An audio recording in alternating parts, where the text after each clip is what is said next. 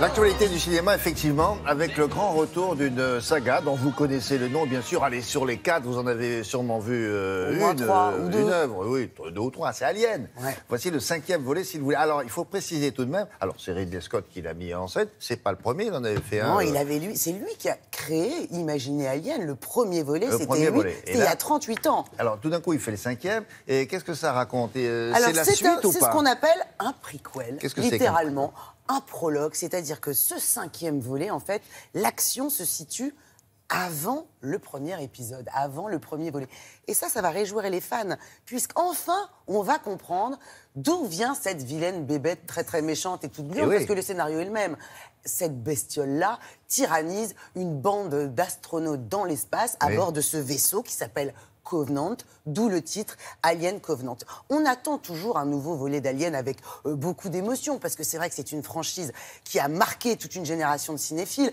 Prometheus, qui était sorti en 2012 avec Michael Fassbender et Charlize Theron, déjà réalisé par Ridley Scott, avait quand même engrangé 400 millions de dollars de recettes, donc on est quand même, c'est très suivi. D'accord, Fassbender, il est toujours dans le coup, là? Fassbender, il est là, il joue 2 rôles, 2 androïdes, un gentil, un méchant, j'en dis pas plus.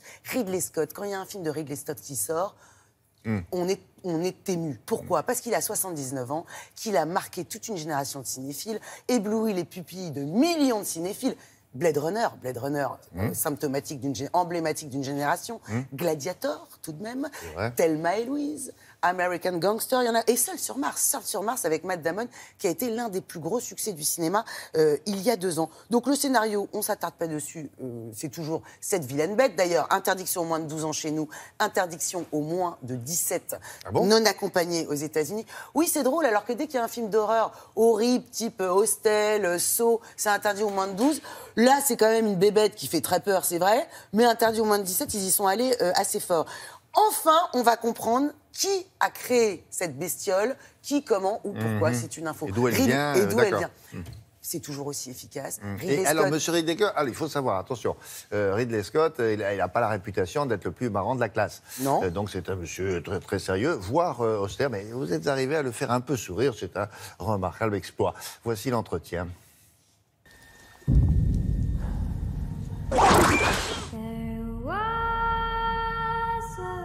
Hello, Ridley. Morning.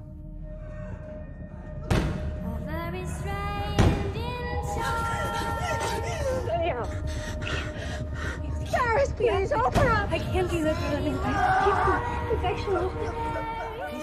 À quand remonte votre envie de faire du cinéma? Je crois savoir que vous étiez tout petit. Oui, j'avais 5 ans, je crois. Ma mère adorait aller au cinéma. Elle m'emmenait au cinéma l'après-midi. Le premier film que j'ai vu et qui m'a impressionné, c'était un film avec Rita Hayworth, qui chantait « Put the blame on me » dans Gilda. Et je suis tombé amoureux de Rita Hayworth et j'ai voulu devenir réalisateur.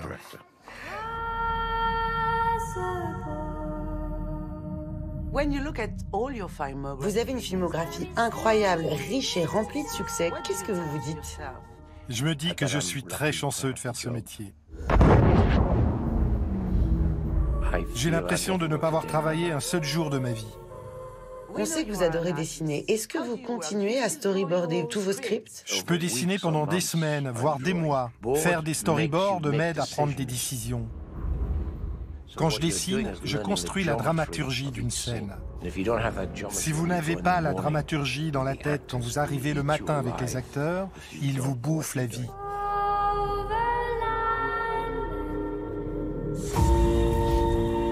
Qu'est-ce qui, selon vous, reste le plus dur, le plus compliqué dans le processus de fabrication d'un film? Le scénario, définitivement le scénario.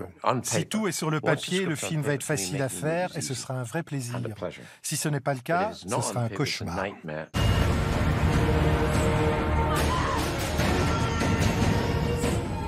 Vous êtes un habitué des grosses productions, aux enjeux financiers colossaux. Est-ce que vous avez un truc pour gérer le stress, la pression sur le plateau?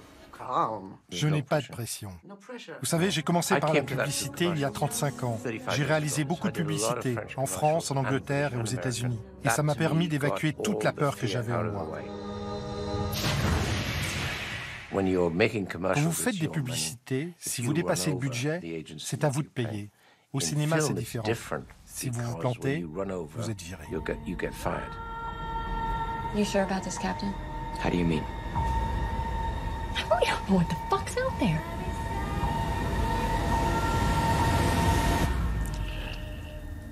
Vous vivez avec Alien depuis longtemps maintenant. Est-ce que ça vous arrive de faire des cauchemars? No. Je dors. Thank you very much, Ridley. Congratulations. Merci beaucoup. Thank you.